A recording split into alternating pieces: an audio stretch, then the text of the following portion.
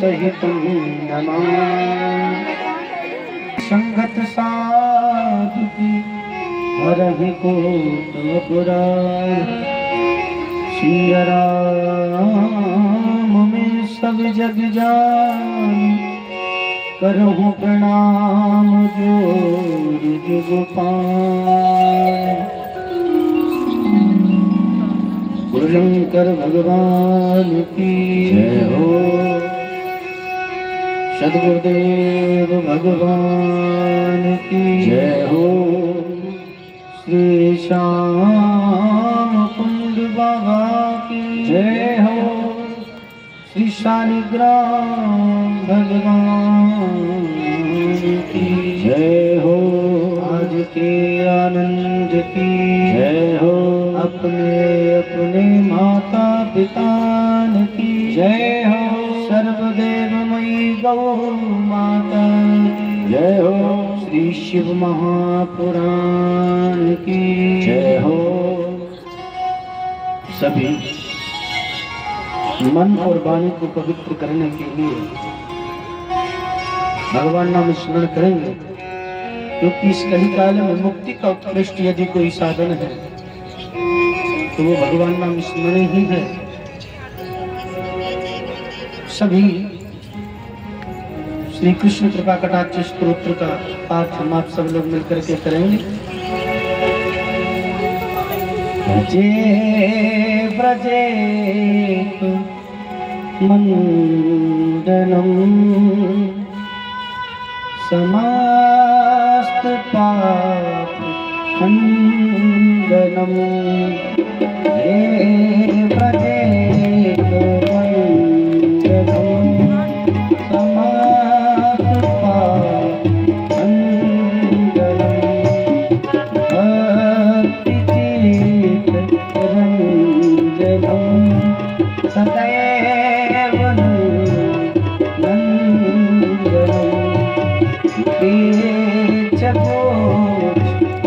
मस्तकम सुनादे हस्तकम, अनंतरं सागरं नमामि ते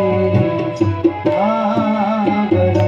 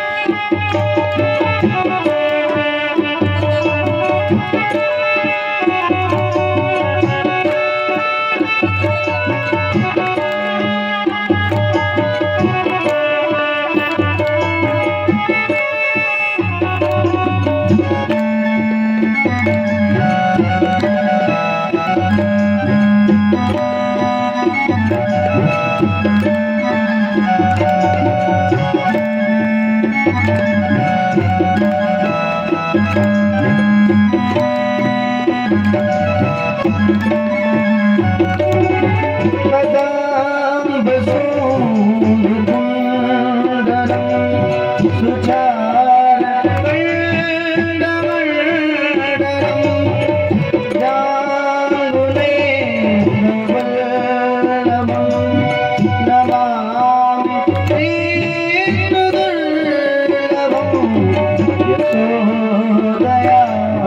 तमोदया तमोपया नन्दया युगं सुखैर्दायिकं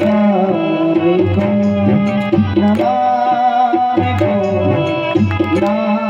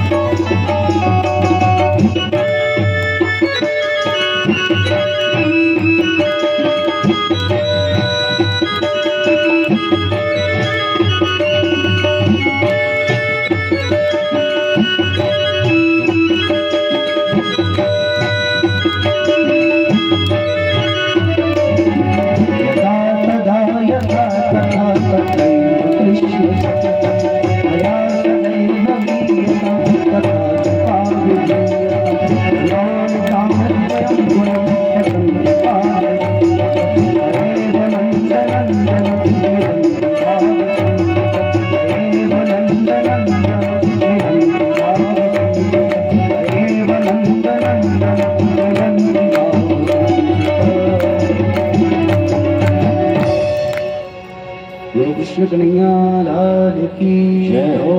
सभी नाम संकीर्तन हम आप सब लोग मिलकर के करेंगे, सभी बड़े भाव से गाएंगे। ओम नमः शिवाय, हरि ओम नमः शिवाय, ओम नमः शिवाय, हरि ओम नमः शिवाय, भाव से गाएंगे। ओम नमः शिवाय, ओम नमः शिवाय,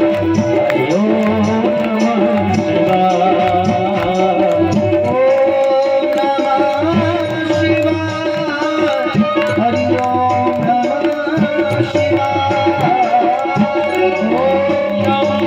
नमः शिवाय, हरि ओम नमः शिवाय, ओम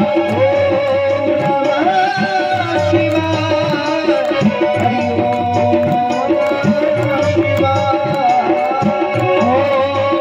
नमः शिवाय,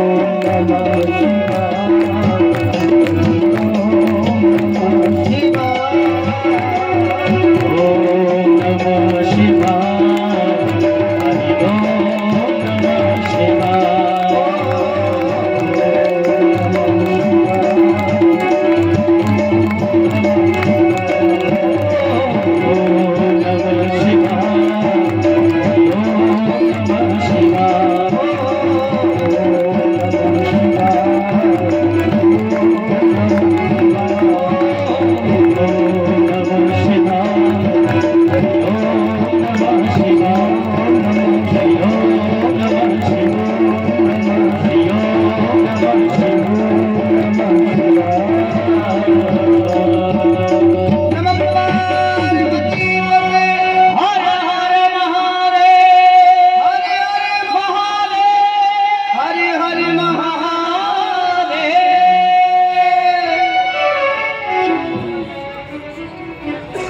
परम मंगलमय परात्पर अखिलेश्वर अकारण करना भंडाले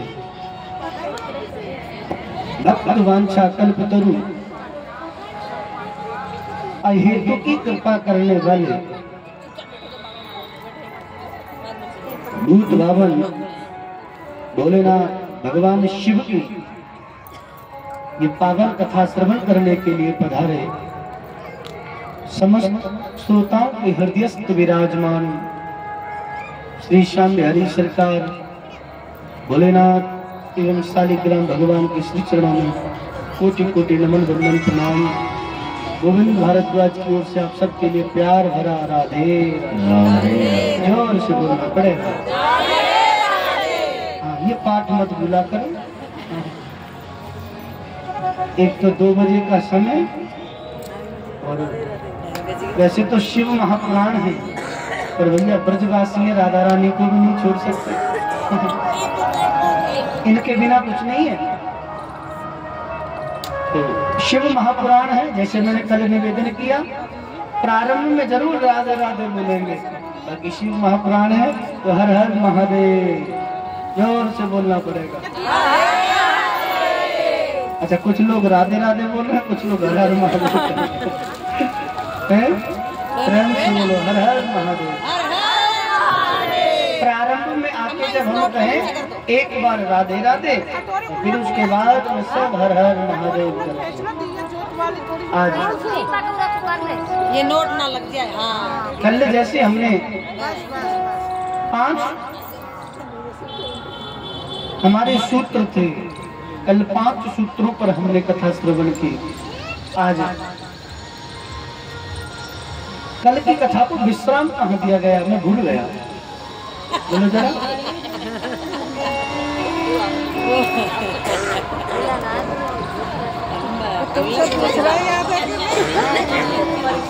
कल विश्राम कहाँ दिया था? बिंदु को चंचला देवी को शिव महापुराण कथा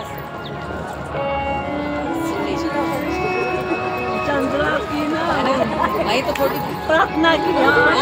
हाँ, बात तो सही है। बिंदु का उद्धार हुआ शिव महापुराण की कथा से। प्रेम से बोलो हर हर हर हर। अब यहीं से आगे हम लोग कथा प्रारंभ करें। सूत जी महाराज शौनक ऋषियों से कहते हैं, देखो सीटी के चक्कर में कुकर घर में नहीं। प्रेम से बोलो राधे राधे। वक्ष्यामि परमं पुण्यं पुराणं वेद संहितं शिव ज्ञानार्णवं साक्षात् भुक्ति मुक्ति फलप्रदो। शौनक ऋषि सूत जी महाराज से प्रश्न करते हैं, महाराज इस संसार में ऐसा कोई तत्व है जिसे श्रवण करने के बाद भक्ति और मुक्ति सहजता में मिल जाती है? प्रेम से बोलो राधे राधे। नंबर भी मिलता नहीं है, कोई कॉल कर करके परेशान हो जाता है। प्रेम से बोलो हर हर महादेव। हाँ, इस संसार का कोई ऐसा तत्व है जिस तत्व को श्रवण करने के बाद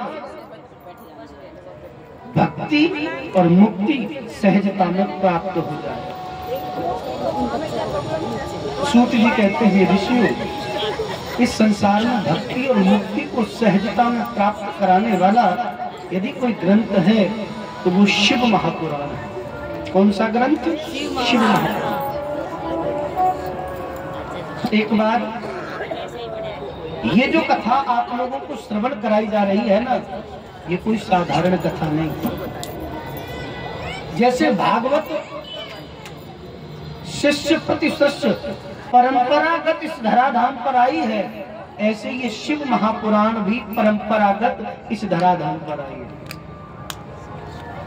ये परंपरागत शिष्य प्रति शिष्य प्राप्त हुआ ग्रंथ है। ये ग्रंथ भगवान शिव ने नंदी को सुनाया नंदी जी ने सनत कुमारों को श्रवण कराया, सनत कुमार जी ने व्यास जी को श्रवण कराया और व्यास जी ने अपने पुत्र सुखदेव भगवान को श्रवण कराया एवं सूत जी ने ये पावन ग्रंथ का स्वाध्याय किया है और सूत जी के द्वारा शौनक ऋषियों को ये प्राप्त हुआ और महाराज ठाकुर जी की कृपा है हम आप लोगों को सुना रहे हैं। बोलो हर हर महादेव। बोले संसार में उत्कृष्ट ग्रंथ क्या है?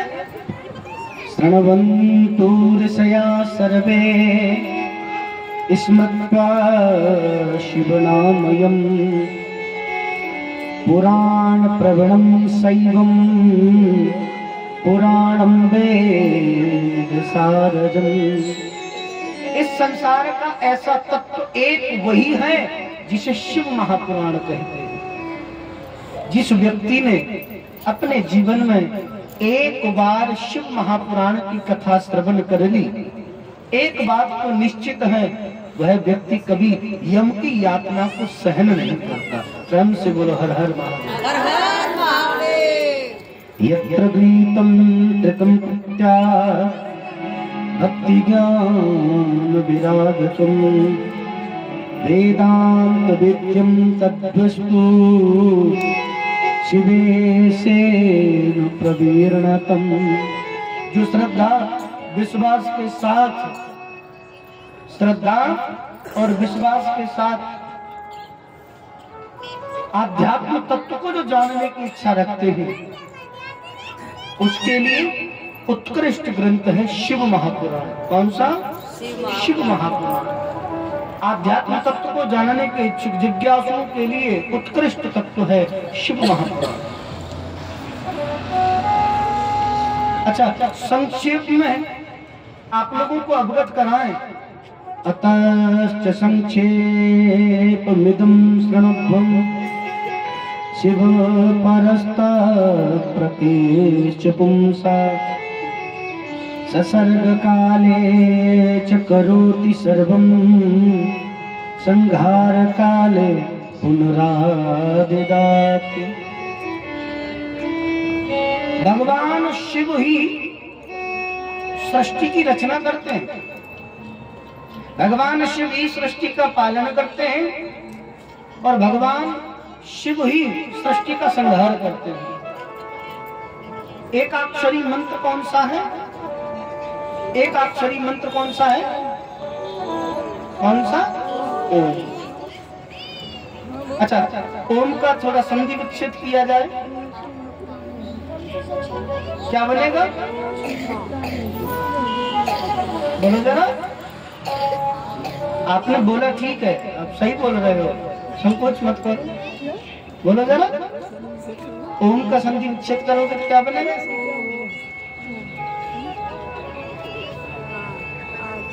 प्रेम से बोलो हर हर महादेव।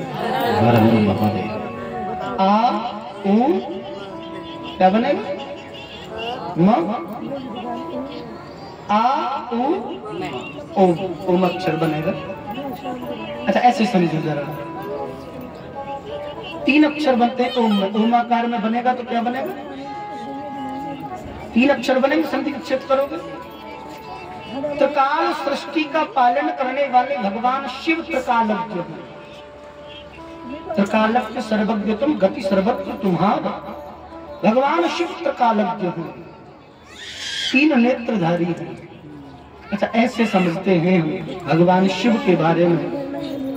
एक सृष्टि का सृजन करता है, एक सृष्टि का पालन करता है, एक सृष्टि का संहार करता है। ब्रह्मा के भगवान के दाहिने अंग से ब्रह्मा जी को प्रकट करा के सृष्टि की जिम्मेवारी दे देते हैं। भगवान शिव बोले तुम सृष्टि का पालन करो। एक मूर्ति में प्राण डाल करके नारायण भगवान स्वरूप में उनको आज्ञा देते हैं कि तुम जाओ सृष्टि का पालन करो, और खुद रुद्र रूप में सृष्टि का संहार करते हैं। ये प्रकृति जो स्वतः बनी हुई है, ये भगवान शिव के द्वारा ही चलती है। जिसने अपने जीवन में एक बार एतत् चत्वा एकवारं भवेत् पापं विभस्मसात् अभक्तो भक्तिमाप्नोति भक्तो भक्ति समृद्धवान्। जिसने श्रद्धा विश्वास करके अपने जीवन में एक बार शिव महापुराण की कथा श्रवण कर ली, अभक्तो भक्तिमाप्नोति, अभक्त है अन्न जाने में भी जिसने कथा श्रवण कर ली है उसे भी सहजता में भक्ति प्राप्त हो जाती। अभक्तो भक्तिमाप्नोति। और भैया भक्ति ही नहीं मिलती, संसार के समस्त सुख भोगने के बाद अंतोगत्वा मोक्ष की प्राप्ति होती है। प्रेम से बोलो हर हर महादेव। जैसे आज हम सब लोग यहाँ एकत्रित हुए हैं, ऐसे ही प्रयागराज की पावन भूमि पे अनेकों संत आए और अचानक ही अनेकों संतों के मध्य में रोम हर्षण से सूत जी महाराज का आगमन हुआ। सूत जी महाराज जैसे ही संतों के मध्य में पहुंचे, समस्त ऋषि खड़े होकर के स्वागत अभिनंदन वंदन करने लगे। आइए महाराज, आपका स्वागत है। अच्छा, सूत जी की आयु कम है, सौनक सम्मान कर रहे हैं, थोड़े संकुचित हुए। अरे महाराज ये ठीक नहीं, आप इतनी बड़ी के आयु के संत, इतनी बड़ी आपकी आयु है, आप मुझे प्रणाम कर रहे हैं, ये ठीक नहीं। जैसे भागवत में सूत जी आए और सौनकों ने सम्मान किया, तब सूत जी कहते हैं संसार में भी बहुत बड़े हैं, इस संसार में बहुत बड़े, धन वृद्धा बल वृद्धा आयु वृद्धा तथैव बचो। कोई धन में बड़ा है, कोई बल में बड़ा है, कोई आयु में बड़ा है, तो उत्कृष्ट बड़ा क्या है? नाना धन कमा लेना, बड़ा बन जाना, ये बड़ा नहीं है। दूध दही घी माखन मिश्री खा करके 4 दंड लगा करके बल अर्जित कर लेना, बल में बड़ा हो जाना बड़ा नहीं है। बोले बचपन से लेकर के वृद्धावस्था तक ये उम्र गवा देना, आयु गवा देना, ये बड़ा नहीं है। बोले तो बड़ा कौन है? बोले जो ज्ञान में बड़ा होता है वह उत्कृष्ट बड़ा होता है। प्रेम से बोलो हर हर महादेव। जो ज्ञान में बड़ा होता है वही उत्कृष्ट बड़ा होता है। तो महाराज आप ऐसे गुरु की शरण में रहे हैं, आप हमारे ऊपर कृपा करो। इस संसार में ऐसा कौन सा साधन है जिससे शीघ्र ही शाश्वत रूप से साधक के अंतःकरण में ज्ञान वैराग्य की उत्पत्ति हो? पहला प्रश्न क्या था? ज्ञान वैराग्य की उत्पत्ति सहजता में हृदय में हो जाए। दूसरा प्रश्न, इस घोर कलिकाल में कलयुग के प्रभाव से जिन व्यक्तियों की बुद्धि मंद हुई है, ऐसे व्यक्तियों को भक्ति के मार्ग पर लाने का कोई उत्कृष्ट साधन बताओ। हम आपसे ये निवेदन करना चाहते हैं। वेदों का सार क्या है, पुराणों का सार क्या है, संक्षेप में हमें बताने का प्रयास करें। हम इतने वेद हैं, 4 वेद हैं, 6 शास्त्र, 18 पुराण हैं, किस किस का स्वाध्याय करें? हर पुराण में हर एक की अपनी अपनी महिमा है। हम किसे सत्य मान करके किसका स्वाध्याय करें? आप हमारे ऊपर कृपा करें, हमारा मार्गदर्शन करें। सूत जी कहते हैं ऋषियों, वेदांत सार सर्वस्वम पुराणम चैवमुत्तमम्।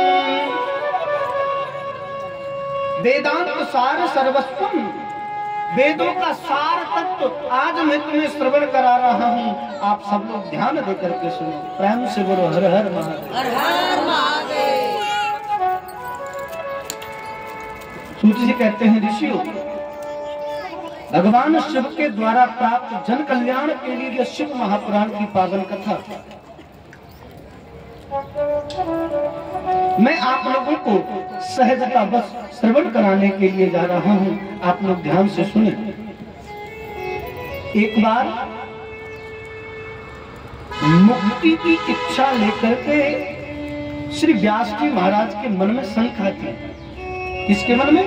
व्यास, जिन्होंने अनेकों धर्म ग्रंथों की व्याख्या की है।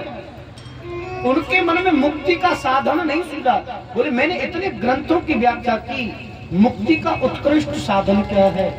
ऐसा मन में शंका थी, मैं किसको श्रवण करके, किसका स्वाध्याय करके मुक्ति को प्राप्त करूं? ऐसा कौन सा साधन है? मन में शंका थी। शंका का समाधान करने के लिए उन्होंने क्या किया? सरस्वती ने स्नान किया। स्नान करने के बाद तपस्या करने के लिए बैठ गए। तपस्या करने के लिए बैठे। भगवान शिव की प्रेरणा से उस समय उस स्थान पर भी सनक सनंदन सनातन सनत कुमार चारों ऋषि आ गए और पूछने लगे, व्यास जी आप किसके लिए तपस्या कर रहे हैं? व्यास जी संत कुमार से बोले, महाराज मुक्ति का उत्कृष्ट साधन क्या है, मैं ये जानने के लिए तपस्या कर रहा हूं। सनत कुमार बोले, मुक्ति का साधन जानना चाहते हो ना? एक बार यही प्रश्न मेरे मन में भी था और मैंने भी तपस्या की। भगवान शिव की प्रेरणा से वहां नंदीश्वर आए। नंदी ने उस तत्व के बारे में मुझे बताया, मैं तुम्हें बता रहा हूं मुक्ति का उत्कृष्ट साधन क्या है।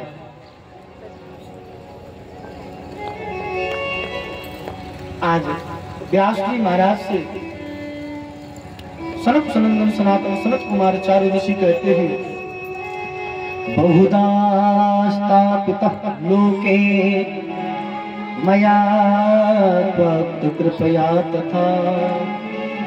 आपके मन में जो ये शंका थी ना, ये शंका मेरे मन में भी थी और मैंने प्रार्थना की तो भगवान शिव की प्रेरणा से वहां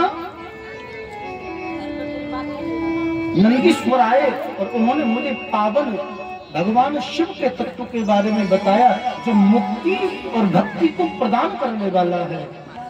मुक्ति साधनम ज्ञानम नोदेति परमाद्भुतम तपश्चर्याम मुक्त्यार्थम न जाने तत्प्रकारम। मन में शंका है, शंका का समाधान होना चाहिए। मुक्ति का साधन क्या है? अच्छा एक बात समझो जरा, हमारे मन में यदि कोई विचार है हम उसे प्रकट न करें तो आपके मन की बात जानने में थोड़ी बैठा हूं। आप अपने मन की बात, अरे महाराज अभी हम कथा कह रहे हैं और कथा में आपने अलग आपका भाव है, हमारा अपना अलग भाव है, सबके अपने अपने अलग अलग भाव है। तो किसी के मन में यदि कोई शंका हो तो शंका का समाधान होना चाहिए। बैठ के बात करो, अरे महाराज कहीं बुरा ना मान जाए, हमने कुछ पूछ लिया तो नहीं। मन में यदि कोई भाव है उस भाव की निवृत्ति करनी चाहिए। कोई शंका है उसका समाधान होना चाहिए। अच्छा देखो, शास्त्र कहता है तर्क का समाधान तो है, कुतर्क का कोई समाधान नहीं। प्रेम से बोलो हर हर महादेव।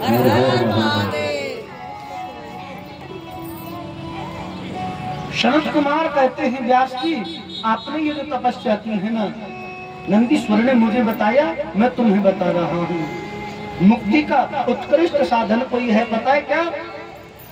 श्रवणम कीर्तनम शंभो मननम वेद संहितम त्रिकं च साधनम मुक्ते शिवेन मम भाषितम।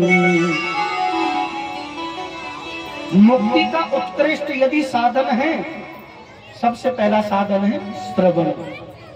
कौन सा साधन? श्रवण। दूसरा साधन है कीर्तन। कौन सा?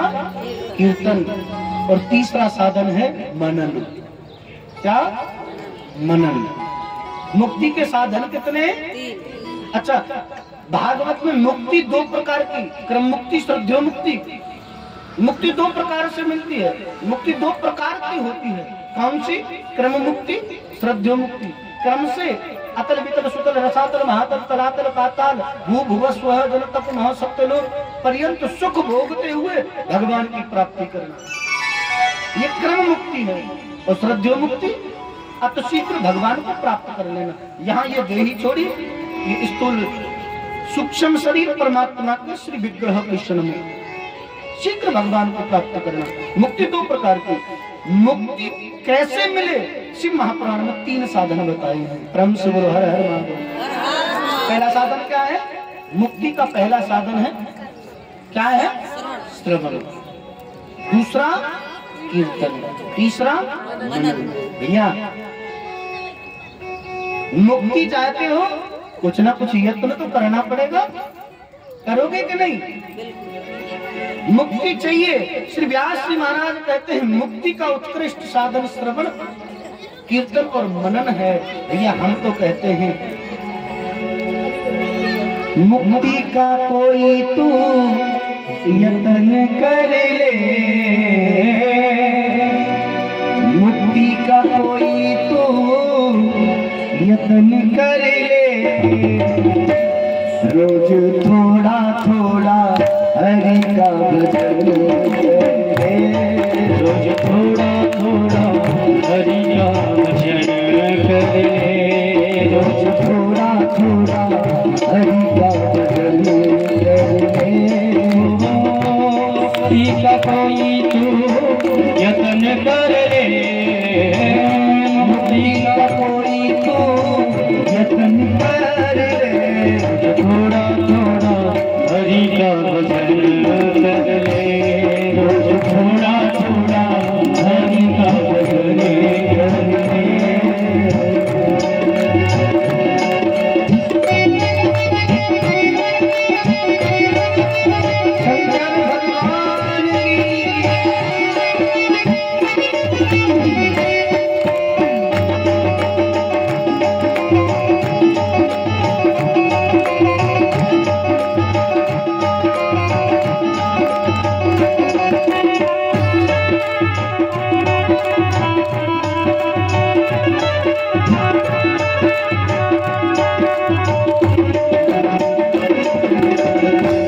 भजन करेगा तो बड़ा ही सुख पाएगा, भजन करेगा तो बड़ा ही सुख पाएगा। भक्ति से आत्मा का मेल धुल जाएगा, भक्ति से आत्मा का मेल धुल जाएगा। भजन करेगा तो बड़ा ही सुख पाएगा, भजन करेगा तो सदा ही सुख पाएगा। भक्ति से आत्मा का मेल धुल जाएगा, भक्ति से आत्मा का मेल धुल जाएगा। आत्मा के साथ तो मनन कर ले, आत्मा के साथ तो मनन कर ले, थोड़ा थोड़ा हरि का भजन कर ले, थोड़ा थोड़ा थोड़ा थोड़ा हरि का भजन कर ले।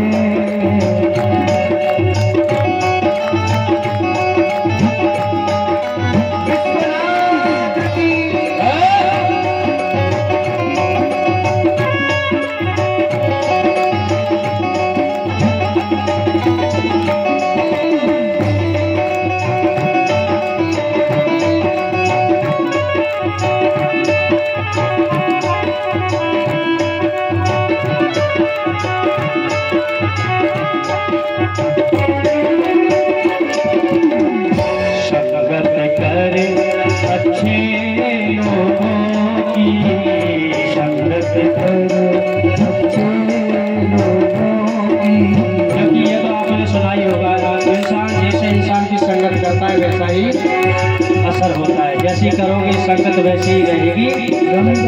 तो चलिए संगत कर अच्छे लोगों की, संगत कर अच्छे लोगों की, दवा मिल जाएगी सभी लोगों की, मिल जाएगी सभी लोगों की। आत्मा के साथ तो मनन कर ले, आत्मा के साथ तो मनन कर ले। और हाथ बड़े भाव से ठाकुर जी से कहेंगे, हे रोज थोड़ा थोड़ा हरि का भजन कर ले, रोज थोड़ा थोड़ा हरि का भजन कर ले, रोज थोड़ा थोड़ा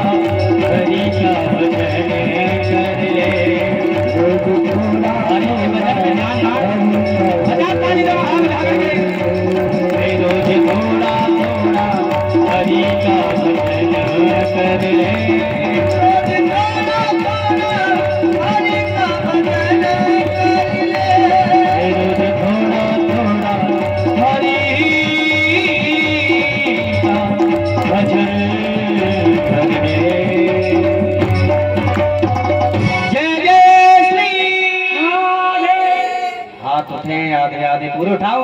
जय जय श्री मर गए माटी में डाला जय ना बोले शंकर भगवान की। ये बात मुक्ति का कोई तू यत्न कर ले, मुक्ति का कोई तू यत्न कर ले, रोज थोड़ा थोड़ा हरि का भजन कर ले। ये मनुष्य तन मिला है ना भगवान का भजन करने के लिए मिला है। किसके लिए? भजन करने के लिए। अच्छा भैया, उपासना की जगह मनुष्य तन को वासना में व्यतीत कर रहा है। नहीं नहीं, ऐसा नहीं होना चाहिए। क्यों? इस जीवन की सार्थकता है प्रभु स्मरण करने में। यदि ऐसे ही जीवन गवाया तो फिर मनुष्य तन मिला ना मिला सब बराबर है। क्यों? परिवार के लिए परिवार का भरण पोषण करना है, ये जिम्मेवारी है। परिवार का पालन तो पशु पक्षी ये सब भी करते हैं। फिर मनुष्य में और पशु में अंतर क्या रह गया? नहीं, पशुओं के पास विवेक नहीं होता, मनुष्यों के पास विवेक तो होता है पर विवेक जागृत नहीं होता। अच्छा, विवेक जागृत कब होता है? जब कहीं कथा कीर्तन सत्संग सुनेंगे 5-10 मिनट के लिए विवेक जागृत होगा, उसके बाद फिर सो जाएगा। ओहो कहीं कुछ नहीं जरा बेटा, ओहो चलो भाई अब नहीं, अब तो जा करके भजन ही करना है। और जैसे ही घर पर पहुंचे कि भूल गए राग रंग,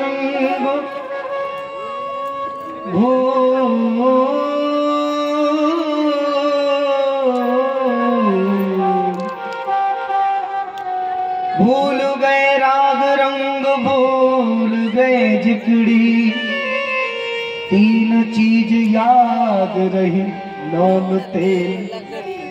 बोलो हर हर महादेव। हाँ भैया, ये सिर्फ 3 चीज याद रहती, घर में जाने के बाद सब भूल गए। हाँ भजन भी करना है, नहीं नहीं भगवान का भजन स्मरण जरूरी है।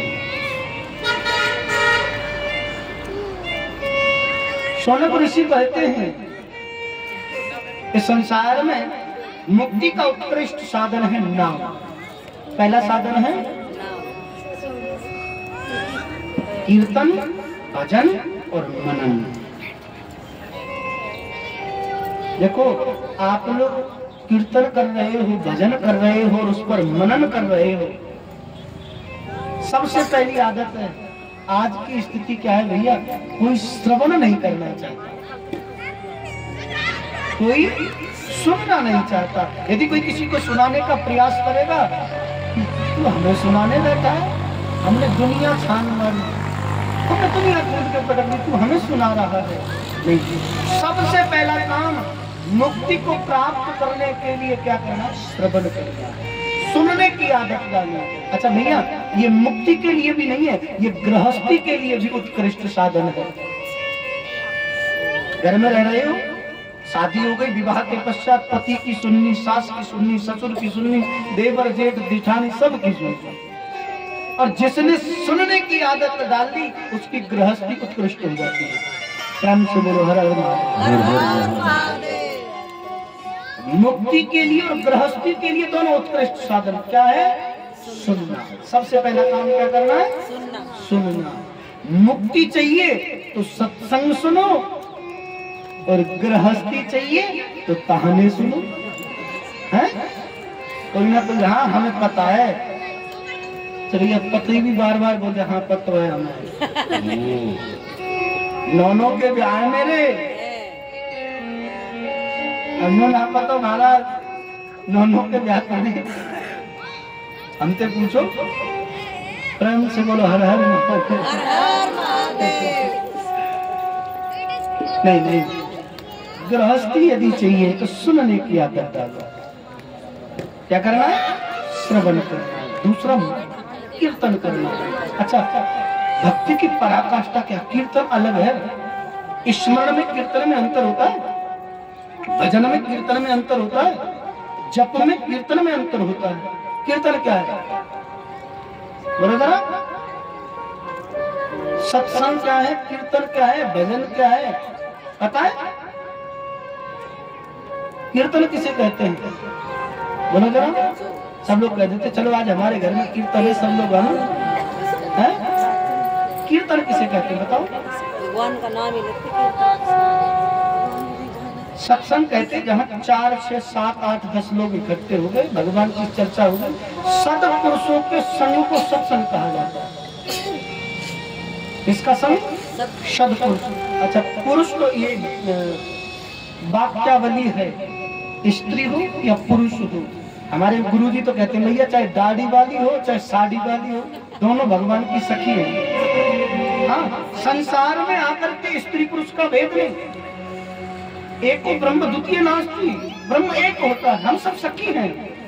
सांसारिक लीला में स्त्री पुरुष का भेद हो सकता है, परमात्मा एक, ब्रह्म एक है, उसमें कोई अंतर नहीं। कहने का अभिप्राय है कीर्तन अलग है, सत्संग अलग है। कीर्तन क्या है फिर?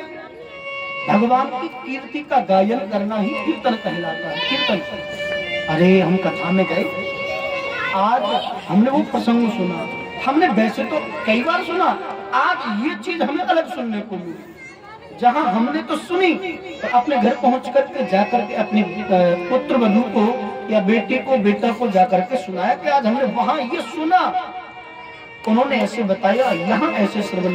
भगवान की कीर्ति की चर्चा करना ही कीर्तन कहलाता है। अच्छा, स्मरण अलग है, नाम मुझे अलग है। स्मरण क्या है? स्मरण किसे कहते हैं? किसी की याद आना। याद को क्या कहा जाता है? नहीं, हमें उसकी याद आ रही है, स्मरण हो रहा है।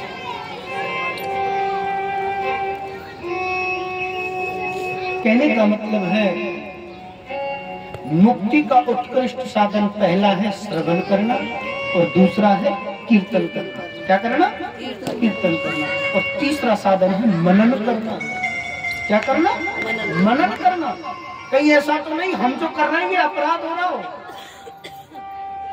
विचार कर, बिना विचारे जो करे सो पाछे पछताए, काम बिगाड़े आप जग में हो तो हंसाए, उस पर मनन भी करना है। कहीं ऐसा तो नहीं अब जैसे परंपरा चली आ रही है आजकल। महाराज एक बात बताओ जरा, कुछ पाने के लिए बोलो जरा, कुछ खोना पड़ता है, कुछ खोना पड़ता है। कुछ पाने के लिए बोलो, आपको नहीं पता क्या?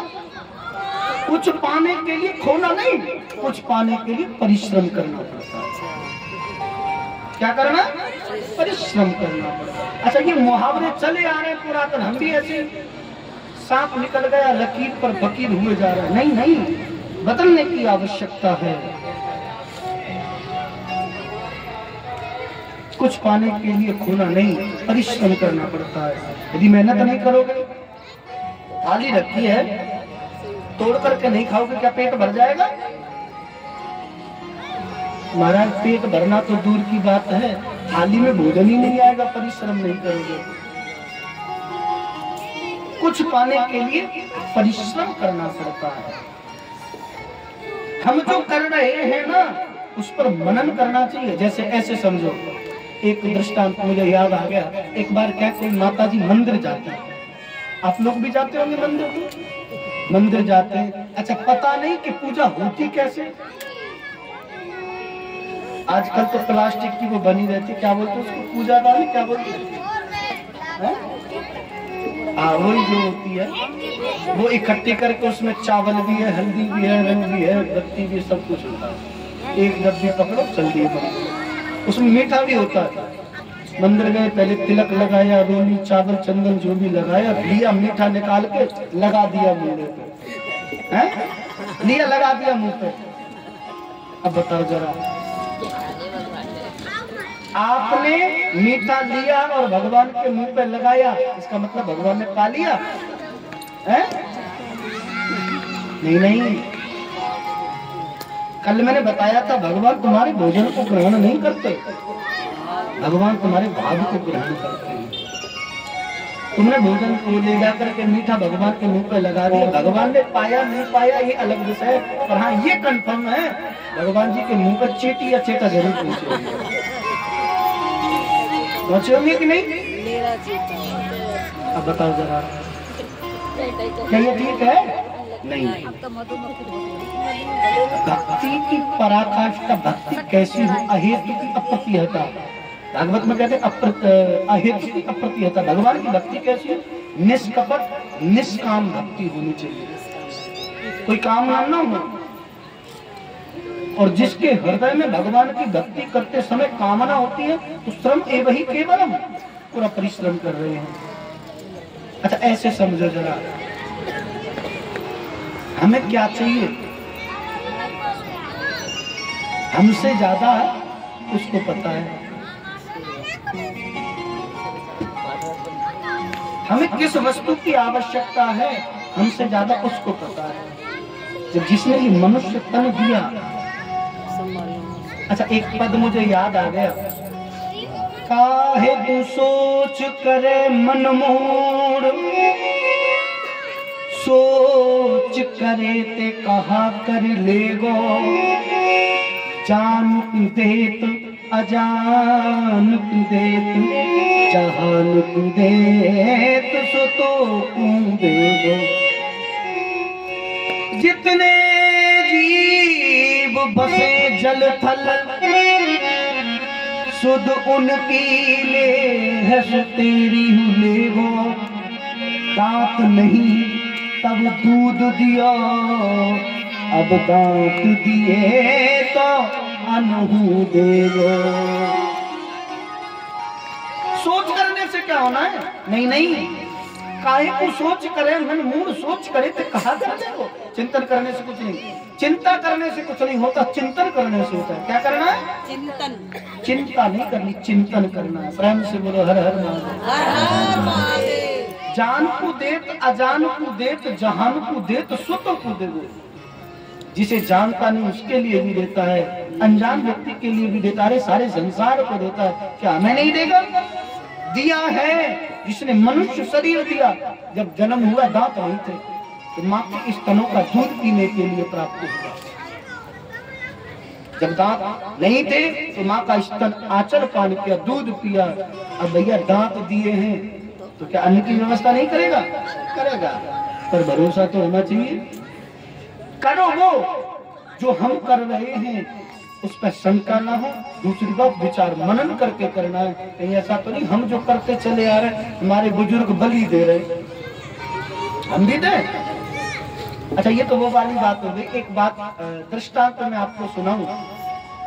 एक बार क्या हुआ, एक घर में शादी थी। अच्छा आपके यहाँ शादी होती होंगी, आपके यहाँ भी, आप ज्यादा दूर नहीं हो, हमारी ब्रज की परंपरागत की शादी होती होंगी। तो शादी में मधुपर्क की आवश्यकता पड़ती है, दही लेते हैं ना मधुपर्क के, है ना। एक बार क्या हुआ, तो घर में बेटी की शादी थी, तो उसने दही उठा करके रसोई में रख दी। तो मधुपर्क जब ब्राह्मण मांगेंगे तब दे देंगे। अच्छा शादी पूरा काम ठीक ठाक चल रहा था, तो ब्राह्मण बोले लाओ जी दही लेकर के आओ, थोड़ा सा मीठा लाओ, उसके लिए तैयारी करनी है। अच्छा सासू जैसे रसोई में गई, उसने क्या देखा, दही के ऊपर बिल्ली आराम से लग रही है। सासू को गुस्सा है, ये तो पूजा के लिए दही था। उसने उठाया एक डंडा और फेंक के मारा, बिल्ली मर गई। अब बिल्ली मर गई महाराज। ये दृश्य उसकी बहू ने देख लिया। किसने देखा? बहू ने देख लिया। अब उसने तो गुस्से में डंडा मारा और बिल्ली मर गई। उसकी बहू ने सोचा बेटी का विवाह होगा तो पहले बिल्ली मारनी पड़ेगी। अच्छा हुआ भी ऐसा ही। उसकी सास लेकर के दही चली गई, विवाह संपन्न हो गया। अब उसकी बेटी का विवाह आया। संयोग से ऐसा हुआ उसके घर में बिल्ली नहीं, सारी व्यवस्था पूरी हो गई। अब तो बहू कहे बिल्ली लाओ। बोले क्यों बिल्ली का क्या करेगी? बोले हमारे घर की तो परंपरा है मधुपर्क से पहले बिल्ली मारनी पड़ेगी तब होगा। अब बताओ जरा, ना बिल्ली आए ना शादी हो, क्या ये परंपरा है? बिल्ली मारोगे तभी शादी होगी? नहीं, उसने तो गुस्से में डंडा फेंक के मारा इसलिए वो मर गई। अब तुम इस बात को पकड़ के बैठ गए मेरी सास ने बिल्ली मारी तो मैं भी मारूंगी। नहीं नहीं, ये परंपरा है भैया, इनको छोड़ना पड़ेगा। हाँ, श्रद्धात्मक यदि कोई विषय है उसको तो मानना चाहिए। ऐसे समझो, एक बात बताओ, हमारे शरीर के किसी अंग में चोट लग जाती है, क्या हम उसे काट के फेंक देते? नहीं, दवा लेते, डॉक्टर के पास जाते, सलाह लेकर के, औषधि लेकर के ठीक करते। क्यों? क्योंकि ये मेरे शरीर का अंग है। अब विचार करो जरा, अपना शरीर इतना प्यारा है और दूसरे का शरीर इतना, उससे इतनी घृणा क्यों? किसी जीव को मार करके खाना या किसी की बलि देना, क्या ये ठीक बात है? नहीं नहीं मेरे भाई बहन, इतना याद रख लेना, किसी के बच्चे की बलि देकर के अपने घर में बच्चा तो कभी नहीं हो सकता। किसी की बलि देकर के, अच्छा विचार करो, हमारे घर में हमें लाल चाहिए और दूसरे के लाल का काल बन के बैठे? नहीं, घर में उत्कृष्ट संतान चाहिए ना तो उपासना करो, उपासना करो, मनन करना पड़ेगा। मन में विचार करो, विचार करके तब उस पर निर्णय लो कि मैं जो कर रहा हूँ क्या ये शास्त्रोक्त कथन है? शास्त्र उसकी गवाही देते कि नहीं? लोग बलि दे रहे हैं महाराज, परंपरा चली आ रही है। अच्छा आजकल तो महाराज ऐसा भी हो गया, हम ज्यादा दूर मत जाओ, हम तो अपने वृंदावन की कह रहे हैं। पूज्य श्री प्रेमानंद जी महाराज, प्रेमानंद बाबा, दोनों किडनी फेल है। हजारों लोग रात को 2 बजे दर्शन करने के लिए आ जाते हैं, हजारों लोग। और वृंदावन के, अब मैं वृंदावन के ब्रजवासी तो नहीं कह सकते, जो कुछ लोग 4 पैसे कमाने के बाद धन एकत्रित कर लिया, कोठी बना ली, मकान बना लिया, ठीक है। जब प्रेमानंद बाबा निकलते हैं तो उन्होंने महाराज ऑब्जेक्शन दिया है, अरे हमारी नींद डिस्टर्ब होती है। विचार करो जरा, व्यसन इतने प्रिय हो गए, प्रमाद इतना प्रिय हो गया। अरे यदि ठीक है, समय अनुकूल नहीं है, प्रमाद इतना प्रिय है। यदि कोई साधु संत, यदि उसके दर्शन करके यदि कोई व्यक्ति बदल रहा है, कोई दर्शन करना चाहता है, हाँ तो ऑब्जेक्शन होना चाहिए। तो ढोल नगाड़े डीजे जो बज रहा है उस पर ऑब्जेक्शन करते तो फिर भी ठीक था। तो महाराज आप तो निकलो, तो आप अपने अनुयायियों से ये कह दो, जो ये जो ढोल नगाड़े बजाते हैं ना, डीजे बजाते हैं, ये बंद हो जाए क्योंकि हमें डिस्टर्ब होता है। यहाँ तक तो ठीक है, तुम कह रहे हो प्रेमानंद निकलते हैं इसलिए हमें नींद डिस्टर्ब होती है। ये प्रमाद की बातें हैं। नाम से किसी की नींद डिस्टर्ब हो रही है? नहीं नहीं भैया, मैं तो ये कहता हूँ हम लोग सोए हुए, नेत्र जरूर खुले हैं पर हम सोए। एक संत आया है जगाने के लिए, लाखों लोगों को जगाने का प्रयास कर रहा है, लोग जग रहे हैं और वो प्रमाद में पड़े हुए व्यक्ति कहते हैं हमारी नींद डिस्टर्ब हो रही है। नहीं नहीं मेरे भाई बहन, मैं कहता हूँ संसार में नेत्र खोल करके सोया हुआ व्यक्ति नाम लेकर के जिस दिन जग जाएगा, ये समझ लेना कि संसार से पार हो जाएगा। अच्छा, जागने का मतलब ये नहीं है पड़े आराम से खर्राटे ले रहे हो फिर जग गए, नहीं। वस्तुतः जागने का मतलब है नाम स्मरण क्यों करना चाहिए संसार में। अच्छा एक चीज ऐसे बता लो, समझ लो, कभी व्यक्ति अपने आप से झूठ नहीं बोल सकता। एक शीशा अपने आगे रखना और फिर उस शीशा में अपने आप को देख करके आंख से आंख मिला करके बात करना, क्या मैं जो कर रहा हूँ वो ठीक कर रहा हूँ, मैं क्या हूँ, मैं कैसा हूँ, अपने आप से बात करो। कभी जरा आंख नहीं मिला पाओगे, ये नेत्र अपने आप से ही आंख नहीं मिला पाओगे। क्यों? क्योंकि हमारा काम ही ऐसा है। दुनिया को दिखाने के लिए तो महाराज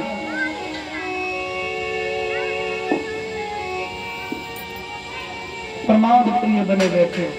दुनिया के सामने तो एकदम शुद्ध सात्विक, अंदर पाप भरा हुआ। ये गलत बात। जैसे हैं वैसे ही रहना चाहिए।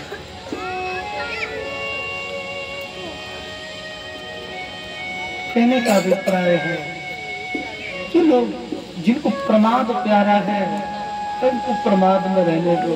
हमें प्रमाद नहीं, हमें तो राम प्यारा है। एक बात, जिन्हें राम प्यारे हो, जिन्हें दाम प्यारे उन्हें दाम दे दो। हो जिन्हें दाम प्यारे उन्हें दाम दे दो। हमें राम प्यारे हमें राम दे दो। हमें राम प्यारे हमें राम दे दो। हमें राम प्यारे हमें राम दे दो। हमें राम प्यारे हमें राम दे दो। जिन्हें दाम प्यारे जिन्हें दाम प्यारे जिन्हें दाम प्यारे ओ जिन्हें दाम प्यारे जिन्हें दाम प्यारे उन्हें दाम दे दो। हमें राम प्यारे हमें राम दे दो। हमें राम प्यारे हमें राम दे दो। हमें राम प्यारे हमें राम दे दो।